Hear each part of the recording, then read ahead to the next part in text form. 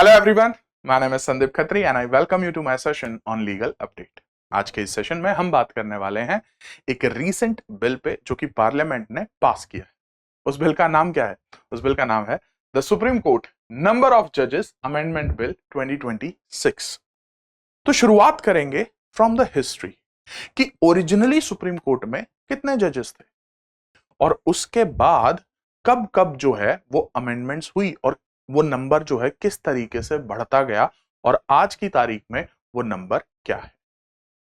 यहीं पर बात इस पर भी होगी कि इसका पेरेंट एक्ट जो हमारा ये अमेंडमेंट बिल है, इसका पेरेंट एक्ट जो है वो कौन सा है। इसके अलावा क्यों रीजंस क्या होते हैं कि भाई हमें ये जो नंबर ऑफ जजेस हैं ये बढ़ाने पड़ते हैं सुप्रीम कोर्ट में, इसके पीछे की रीजंस क्या है। इसके अलावा एक और मुद्दे पे बात होगी कि इसी साल जो है प्रेसिडेंट ने एक ऑर्डिनेंस भी पास किया था इसी के रिगार्डिंग। तो अब उस ऑर्डिनेंस का क्या स्टेटस होगा with regard to this bill, क्या उसको रिप्लेस किया जा चुका है एंड सो। तो ये सब बात करेंगे आज के इस सेशन में। तो स्टार्ट करते हैं। देखिए, हिस्टोरिकल कॉन्टेक्स्ट में सबसे पहले जो आपकी स्टोरी स्टार्ट होती है दैट इज आर्टिकल 124 से, क्योंकि आर्टिकल 124 जो है वो पावर देता है किसको? पार्लियामेंट को, कि वो जो नंबर ऑफ जजेस हैं सुप्रीम कोर्ट में उनको जो है वो बढ़ा सकते हैं। अब ओरिजिनली जब सुप्रीम कोर्ट था तो अब कितने जजेस थे? तो ओरिजिनली इन 1950 हमारी जो टोटल स्ट्रेंथ थी सुप्रीम कोर्ट जजेस की दैट वाज 8। अब देखो, इसको याद करने के दो तरीके हैं। या तो आप ऐसे याद कर लो कि भाई ओरिजिनली 8 जजेस थे, या फिर आप इस तरीके से याद कर लो कि भाई 7 अदर जजेस थे और 1 chief justice of India. The wish is yours. वैसे ज्यादा कंफर्टेबल रहेगा कि अगर आप 8 याद रखें तो ठीक है। अब 1956 में पार्लियामेंट ने एक लॉ बनाया, उसका नाम था सुप्रीम कोर्ट नंबर ऑफ जजेस एक्ट 1956। तो ये जो बिल, अमेंडमेंट बिल जो पास हुआ है, वो बेसिकली जो है यही उसका पेरेंट एक्ट है। ठीक है। और इसमें जो है स्ट्रेंथ बढ़ा दी गई, वो कर दी गई 11, विच मींस कि 10 अदर जजेस और एक चीफ जस्टिस ऑफ इंडिया। इसके बाद जैसा कि आप देख सकते हैं 1960, 1977, 1986, 2009, 2019 और अब 2026 में देखिएगा 1960 में जो है वो स्ट्रेंथ कर दी गई 14, 1977 में 18, 1986 में 26, 2009 में 31, 2019 में 34 एंड फाइनली 2026 में 38। और इन 38 में including chief justice of India. तो जो आज करंट स्ट्रेंथ है दैट इज 38। ठीक है जी। अब आते हैं कि रीजंस पे कि ये नंबर्स जो हैं हमें बढ़ाने क्यों होते हैं। तो देखिए, सबसे इंपॉर्टेंट रीजन तो ये है कि माउंटिंग केस पेंडेंसी। ठीक है। When it comes to population of the world तो इंडिया इज नंबर 1। ठीक है।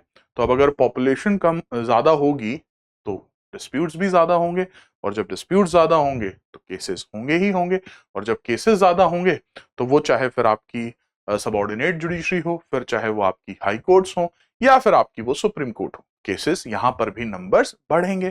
तो जब नंबर्स बढ़ेंगे तो अब उसको किस तरीके से रिजॉल्व किया जा सकता है, तो फिर वहां पर एक पॉइंट ये आता है कि भाई स्ट्रेंथ ऑफ जजेस को जो है वो बढ़ा देना चाहिए।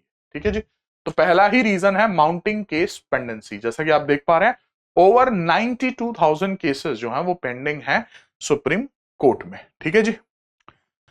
दूसरा पॉइंट है यहां पे सीजीआई रिक्वेस्ट। तो हमारे देश के chief justice of India Suryakant ji ने भी रिक्वेस्ट किया था प्राइम मिनिस्टर साहब को कि आप जो है इस स्ट्रेंथ को जो है बढ़वा दीजिए। Flexibility for constitution benches. तो देखो, जो जब लार्जर बेंच बैठती है जिसमें आपके 5 जजेस, 7 जजेस या 9 जजेस बेंच आ जाते हैं, तो उन सरकमस्टांसेस में आप बाकी, अब देखिए जजेस की स्ट्रेंथ तो उतनी ही है ना, तो अगर एक लार्जर बेंच बैठता है तो फिर आप दूसरी कोर्ट्स जो हैं वो वैकेंट हो जाती हैं। तो इस इशू को भी रिजॉल्व करने के लिए हमें जो है नंबर ऑफ जजेस जो हैं वो बढ़ाने पड़ते हैं। अब बात करते हैं यहां पर ऑर्डिनेंस की। आई होप कि बेसिक मीनिंग सभी को पता होगा कि प्रेसिडेंट ऑर्डिनेंस का क्या कॉन्सेप्ट है, दैट इज कि जब पार्लियामेंट जो है वो रिसेस में होती है, विच मीन्स कि सेशन में नहीं होती है, और हमें कोई कानून लेकर आना होता है, तो फिर वो प्रेसिडेंट्स ऑर्डिनेंस के अकॉर्डिंग आ सकता है। अब यहां पर मई 2026 में प्रेसिडेंट द्रौपदी मुर्मू जी ने जो है वो ऑर्डिनेंस पास किया, that is supreme court number of जजेस अमेंडमेंट ऑर्डिनेंस 2026, क्योंकि पार्लियामेंट जो थी वो रिसेस में थी। अब under article 123 an ordinance possesses the same force as an act of parliament but is a temporary measure that must be ratified by parliament once it reconvenes। तो in short कि अब क्योंकि पार्लियामेंट सेशन में है, तो अब उस ordinance पर ही जो है वो बिल ला दिया गया है और वो पार्लियामेंट ने पास भी कर दिया है। तो अब इससे होगा क्या, आइए, इससे ये होगा कि जो 2026 में अब जो ये बिल पास हुआ है, ये क्या कर देगा, रिप्लेस कर देगा उस टेम्परेरी ऑर्डिनेंस को।